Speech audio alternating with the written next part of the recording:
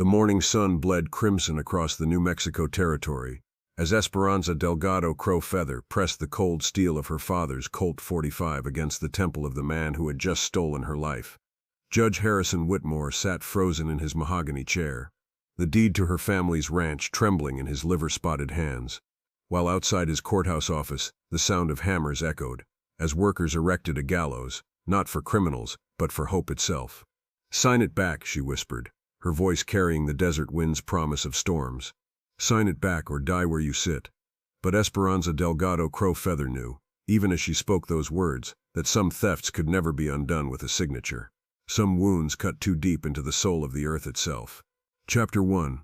The Inheritance of Loss. 3 days earlier, Esperanza had stood in that same courthouse, watching her world crumble like adobe in a flash flood. Her father, Don Carlos Delgado, had been dead only a week, his body barely cold in the red earth of the cemetery that overlooked the ranch he'd built with his own hands. 30,000 acres of the most fertile grazing land in the territory, watered by 3 rivers and protected by natural canyon walls, a paradise carved from wilderness through 20 years of backbreaking labor. "I'm afraid the law is quite clear, Miss Delgado," Judge Whitmore had said, not meeting her eyes. "Your father's marriage to the Apache woman was never legally recognized by the territorial government. As such, you have no legitimate claim to inherit." The words had hit her like physical blows. Around her the courthouse had seemed to spin, the faces of her father's so-called friends blurring into a sea of calculated indifference. She'd known this day might come, her father had warned her, in his way. But knowing and experiencing the razor-sharp reality of it were different things entirely. "My father loved my mother," she'd said, her voice steady despite the earthquake in her chest. "He married her in the Apache way, under the eyes of her people and the desert stars. Their love was true, even if your papers say otherwise." Judge Whitmore had cleared his throat, shuffling through documents with the methodical cruelty of a man who'd performed this ritual before. "Be that as it may, the Territorial Land Act of 1871 is quite specific. Property can only be inherited by legitimate offspring of recognized marriages between citizens of proper standing."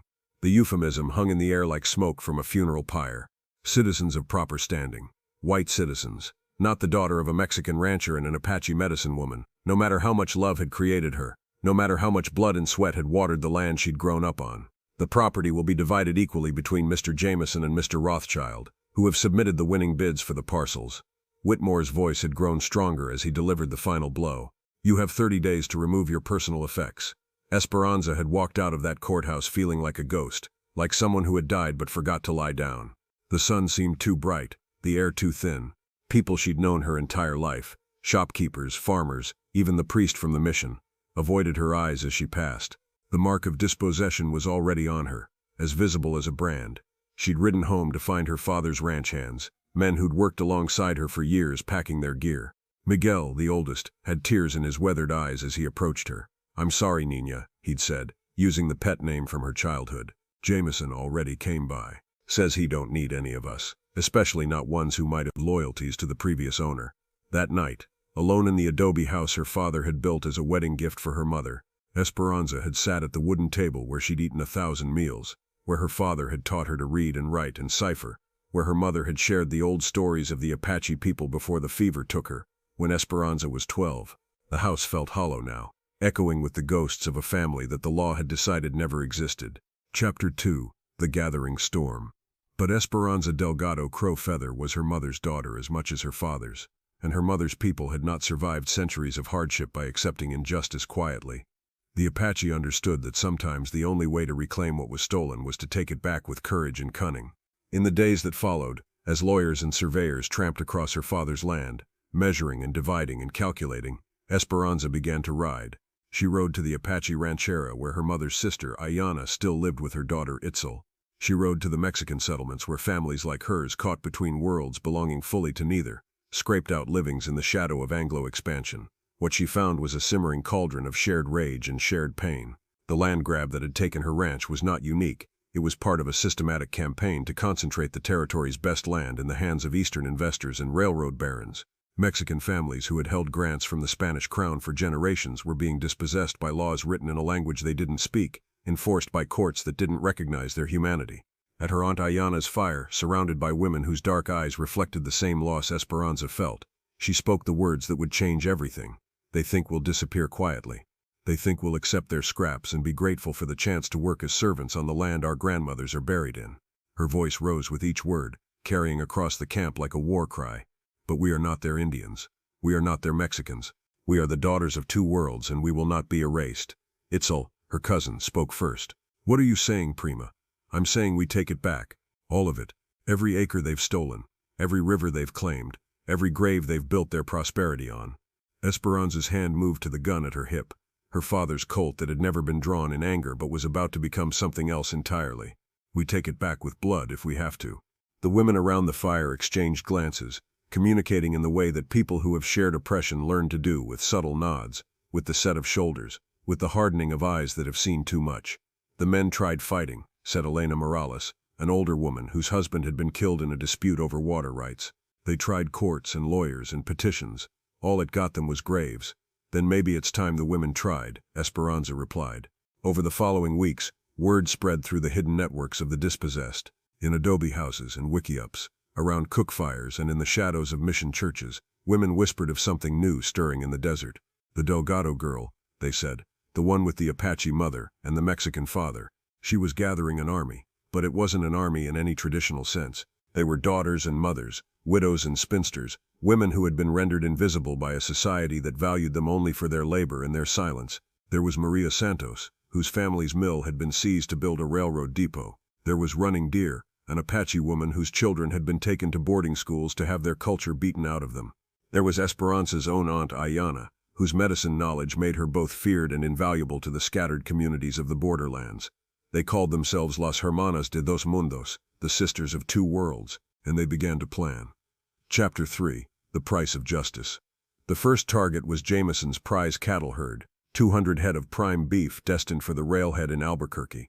The sisters struck at dawn, swooping down from the canyon walls like avenging angels, their faces painted with traditional Apache designs that transformed them into something beyond the merely human. They didn't kill unnecessarily, but they were thorough. The cattle were scattered to the four winds, many driven into Apache territory where they disappeared into the hidden canyons that even the cavalry couldn't penetrate. Jameson's hired guns found themselves tied to their own fence posts, their weapons confiscated, their pride stripped away along with their boots and their dignity. "Tell your boss," Esperanza had said to the foreman, her voice carrying the authority of someone who had crossed a line and found power on the other side, "that this is only the beginning. Every dollar he makes from stolen land will cost him 10 in losses." The territory erupted in controversy. Newspapers from Santa Fe to San Francisco carried headlines about the Amazon army and the savage sisterhood that was terrorizing law-abiding citizens. Editorial writers thundered about the breakdown of civilization, the natural consequences of allowing inferior races to believe they had rights. But in the adobe houses and the reservation settlements, people whispered different stories. They spoke of the night the sisters had appeared at the Morales homestead, just as the bank's men were preparing to burn it down, and how those men had found themselves facing a wall of rifle barrels held by women who had nothing left to lose. They told of the Apache families who had awakened to find their confiscated horses returned, their children's stolen blankets folded neatly by their fires. The sisters were becoming something larger than themselves, a symbol of resistance that transcended the boundaries of race and class that had kept the poor divided. Mexican vaqueros began leaving supplies at designated spots. Apache scouts provided intelligence about troop movements. Even some Anglo farmers, squeezed out by the same forces that had dispossessed the sisters, began to offer quiet support. But symbols, Esperanza was learning, attracted bullets as surely as they attracted hope. The confrontation came to a head when word reached her that Jameson and Rothschild had petitioned the territorial governor for military intervention. Federal troops were being dispatched from Fort Stanton, with orders to put down what the official dispatches termed an armed insurrection by hostile elements. "They're not sending soldiers to arrest criminals," Ayana warned, her weathered hands mixing herbs for healing potions she hoped wouldn't be needed. "They're sending soldiers to kill symbols." Esperanza knew her aunt was right. This had stopped being about the law, if it had ever been about the law at all. This was about power, about who got to define justice, about whether the poor and dispossessed had any right to exist in the new America being built on their bones. That night, as she cleaned her father's Colt by firelight, Esperanza thought about the man who had given her both her name and her stubborn heart. Don Carlos Delgado had been a pragmatist, a man who believed in working within systems, in finding compromise and building bridges. He'd married an Apache woman because he loved her, but he'd also spent years trying to make that love acceptable to a world that saw it as an abomination. "You have to choose your battles carefully, Media," he'd told her once, after she'd gotten into a fight with Anglo children who'd called her mother a squaw. "Not every insult is worth bleeding for. But some things." Esperanza now understood, were worth more than blood. Some things were worth dying for, and killing for, and becoming something monstrous for, if that was what it took to keep them alive. Chapter 4. The Reckoning. The federal troops arrived on a Tuesday morning in late October when the desert air was crisp with the promise of winter and the cottonwoods along the river had turned the color of old gold. 2 companies of cavalry, nearly 100 men in blue uniforms that looked alien against the red landscape, commanded by a young major named William Ashford, who had graduated from West Point with honors and a head full of romantic notions about duty and civilization. Major Ashford had expected to find a ragtag band of desperate women holed up in some easily surrounded position, ready to surrender when faced with overwhelming force. Instead, he found something that would haunt his dreams for the rest of his life.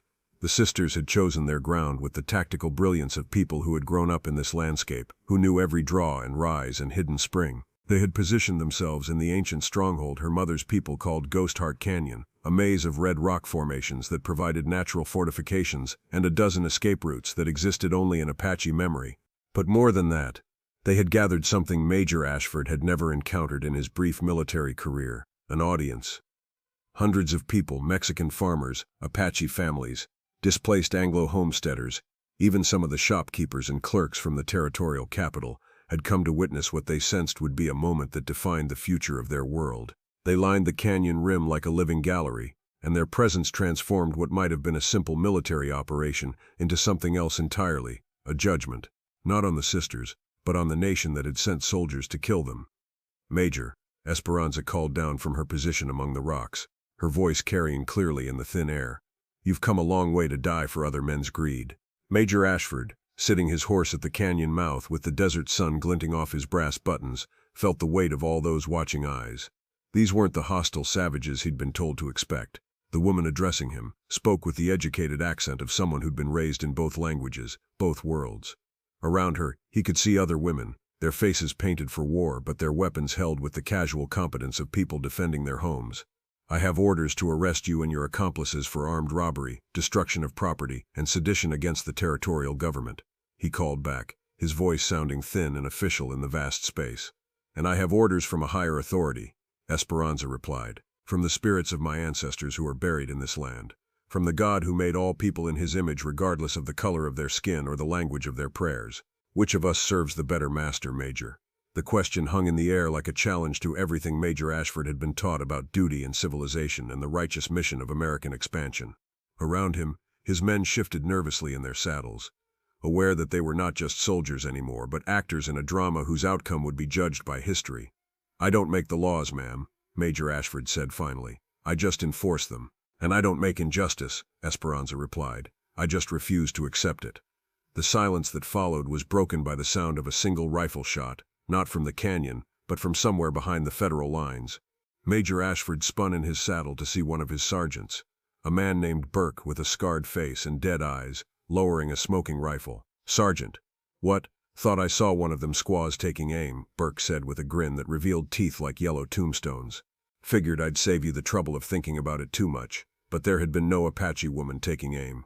Major Ashford realized with sick certainty that Burke had simply decided to start the killing, to turn what might have been a negotiation into the massacre he'd apparently come here to commit. The sound of that rifle shot seemed to release something primal in the desert silence. From the canyon walls came the ululating war cry of Apache women, a sound that froze the blood of every soldier who heard it. From the watching crowd came a roar of outrage that made the rocks themselves seem to tremble, and from Esperanza Delgado Crow Feather came something that Major Ashford would remember until the day he died. Not a cry of rage or fear, but a laugh. A laugh that held all the dark humor of people who had always known the world wanted them dead, who had finally stopped pretending otherwise. "Well, Major," she called down, her voice now carrying a different kind of authority, "I guess we both have our orders now." Chapter 5. Blood and Redemption. What followed was not the one-sided slaughter that Burke and his kind had expected. The Sisters of Two Worlds had been preparing for this moment since the day they'd first gathered around Ayana's fire, and they fought with the desperate brilliance of people who had nothing left to lose and everything to gain. The canyon became a maze of smoke and screaming horses, of ricocheting bullets and the acrid smell of gunpowder mixing with desert sage. The sisters moved through the rocks like ghosts, appearing to fire and disappearing before the soldiers could return effective fire. They used the landscape itself as a weapon, triggering rock slides and sending horses plunging into hidden crevices, but they were outnumbered and outgunned, and Major Ashford's soldiers, whatever their moral qualms, were professionally trained killers. One by one, the sisters began to fall. Elena Morales died defending the entrance to a side canyon where the Apache children had been hidden. Running Deer fell trying to reach her wounded daughter, her blood staining the same rocks where her ancestors had made their final stand against the Spanish centuries before. Maria Santos made it almost to the canyon rim before a cavalryman's saber found her heart. And through it all, Esperanza Delgado Crowfeather fought with the fury of someone who had been born into a world that denied her very existence, who had spent her entire life being told she was too Mexican for the Anglos and too Apache for the Mexicans, too dark for respectability and too educated for servitude. She fought with her father's Colt until the ammunition ran out, then with her mother's ceremonial knife, then with rocks and sticks, and finally with her bare hands. Around her, the canyon filled with the smoke of battle and the screams of the dying, but she could hear something else underneath the chaos, the voices of the people watching from the rim, no longer silent observers but participants in their own liberation. "Viva las hermanas!" came the cry from a Mexican farmer. "Que vivan! They die for all of us!" shouted an Apache elder. "Remember this. Remember how they died." And then, just as the sun reached its zenith, and the shadows shortened to nothing, the impossible happened. The watching crowd, which had begun as mere spectators, began to move. Led by an old Apache woman who sang the death songs of her people, they started down into the canyon, not to fight, for they were mostly unarmed, but to bear witness, to ensure that whatever happened here, it would not happen in darkness or be forgotten by history. Major Ashford watched in horror as hundreds of people flowed down the canyon walls like a human avalanche. His men, trained to fight soldiers and outlaws, had no idea how to respond to grandmothers and children walking deliberately into the line of fire. Some lowered their weapons, unable to shoot. Others, like Sergeant Burke, raised them with eager anticipation. "Sir," his lieutenant shouted over the chaos. "Orders, sir." Major Ashford looked at the scene before him, the smoking rocks, the scattered bodies of the sisters, the rivers of people flowing around his soldiers like water around stones, and realized that he was witnessing something that would define not just his own career, but the soul of the nation he served. "Cease fire," he screamed, his voice cracking with strain. "All units, cease fire." But his order came too late for Esperanza Delgado Crowfeather. Chapter 6. The Transformation. She lay bleeding in the red dust of the canyon floor, her father's empty Colt still clutched in her hand, her mother's silver cross gleaming at her throat. Around her, the sisters who had survived the battle knelt in a circle, their painted faces streaked with tears and gunpowder, their voices raised in a keening song that seemed to call down the very angels. Major Ashford approached slowly, his own weapon lowered, his young officer's face etched with something that might have been shame, or might have been the first stirrings of wisdom. Above them, the crowd had fallen silent, waiting to see what kind of man he would choose to be in this moment of truth. "Ma'am," he said quietly, kneeling beside Esperanza as her blood soaked into the earth that had been stolen from her. "Ma'am, can you hear me?" Her eyes, dark as the night sky over the desert, fixed on his face with an intensity that made him feel as though he were being judged by something larger than any human court. "Do you know," she whispered, her voice barely audible above the wind through the canyon walls, "what you've really done here today, Major?" He started to speak, to offer some formula about duty and following orders, but she continued before he could find the words. "You've made us immortal," she said, and there was something like pity in her dying voice. "Every person on those canyon walls will tell this story to their children, and their children will tell it to theirs. You came here to kill a symbol, but you've made us into something much more dangerous than that." "What's that, ma'am?" "A truth." Her voice was fading now, but her eyes never left his face. "The truth that people don't have to accept injustice just because it calls itself law. The truth that love, real love, the kind that builds families and communities and nations, is stronger than all the hate and greed that tries to destroy it." Major Ashford felt something break open in his chest, some wall he'd built between himself and the world he'd been ordered to pacify. "Ma'am, I'm sorry, I didn't know." "You knew," Esperanza said, and now there was forgiveness in her voice, the kind that hurt worse than any accusation. "You all knew. But sometimes good people do evil things because they're afraid to be alone with their conscience." She turned her head slightly, looking past him to where Ayana knelt beside the body of her daughter Itzel, where the surviving sisters held each other in their grief, where the crowd above continued to bear witness to this moment that would echo through generations. "But we were never alone," she whispered. "That's what they never understood. Love doesn't die when the body dies. It becomes something else. Something that can't be killed or stolen or legislated out of existence." And with those words, Esperanza Delgado Crowfeather closed her eyes and became legend. Epilogue. The Seed of Tomorrow.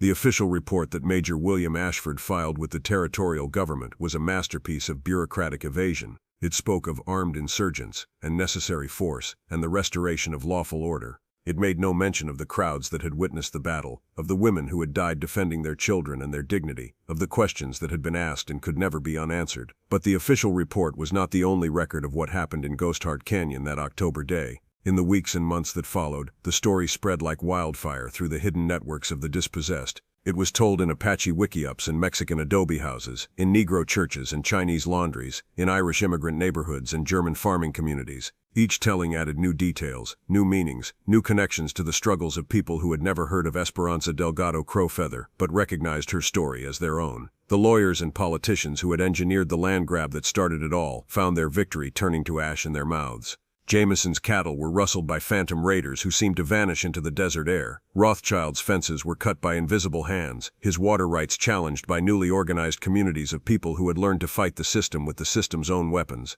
The territorial courts found themselves flooded with lawsuits filed by people who had never before believed they had the right to demand justice. And in the missions and schools, in the gathering places where the old stories were kept alive, children learned new songs that would be sung for generations to come. Songs about the woman who had loved two worlds and died trying to make them one. Songs about the sisters who had chosen to fight rather than disappear quietly into history's shadows. Major Ashford resigned his commission 6 months after the battle, unable to reconcile his oath to defend the Constitution with what he had learned about the gap between America's promises and its practices. He became a lawyer, specializing in the cases of people whose rights existed in theory but not in fact. He never married, never spoke publicly about what had happened in Ghost Heart Canyon, but those who knew him said he sometimes talked in his sleep, carrying on conversations with ghosts who asked him difficult questions about the price of following orders.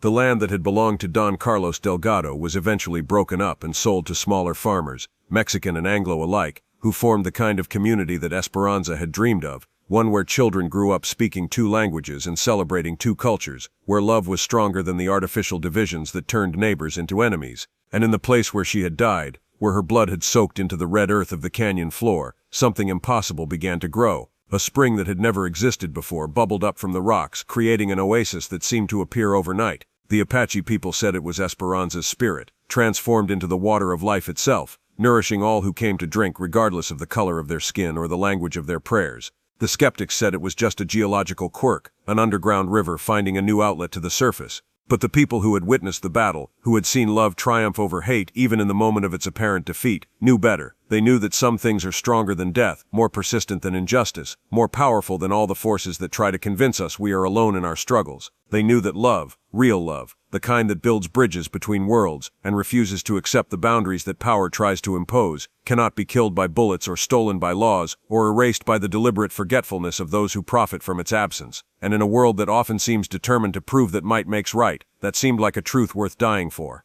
worth living for, worth passing on to children who would face their own moments of choice between courage and compliance, between love and fear, between the easy path of accepting injustice and the hard road of building something better. The spring still flows today, they say, in that canyon where the echoes of war cries and lullabies still mingle in the desert wind. And sometimes, if you listen carefully on quiet nights when the moon is dark and the stars shine with the same light that blessed the marriage of a Mexican rancher and an Apache medicine woman, you can hear the sound of women's voices singing songs of resistance and redemption, of love that transcends all the boundaries that hatred tries to build, because that, in the end, is what Esperanza Delgado Crowfeather understood in her final moments, that love is not just an emotion but a force of nature, as persistent as water finding its way to the sea, as inevitable as seeds sprouting in spring, as eternal as the desert itself, and that no power on earth, no matter how well armed, how well funded, how well justified by law and custom and the comfortable certainties of those who have never had to fight for their right to exist, can ultimately stand against it.